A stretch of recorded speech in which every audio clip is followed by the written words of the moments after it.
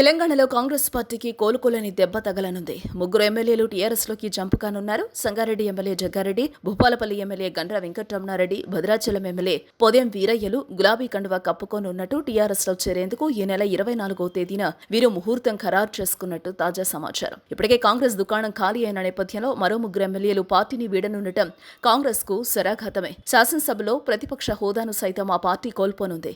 ఈ ముగ్గురు కారెక్కిన తర్వాత శాసనసభలో ఉండే కాంగ్రెస్ ఎమ్మెల్యేలు ఉత్తమ్ కుమార్ రెడ్డి, భట్టి విక్రమార్క, సీతక్క, శ్రీధర్ బాబు, కోమటిరెడ్డి రాజగోపాల్ రెడ్డి, రోహిత్ రెడ్డిలు మాత్రమే.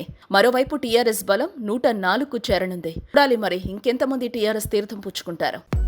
హలో, మిమ్మల్నే ఫిలిం సెలబ్రిటీస్ రియల్ స్టోరీస్ ఏంటో తెలుసుకోవాలనుందా? లేటెస్ట్ గా రిలీజ్ అయ్యే మూవీ రివ్యూస్ నేను చెప్తే వినాలనుందా? ఇంకెందుకు ఆలస్యం, యోయో టీవీని సబ్స్క్రైబ్ చేసుకోండి. అలాగే మర్చిపోకుండా యోయో టీవీ యాప్ ని కూడా డౌన్లోడ్ చేసుకోండి.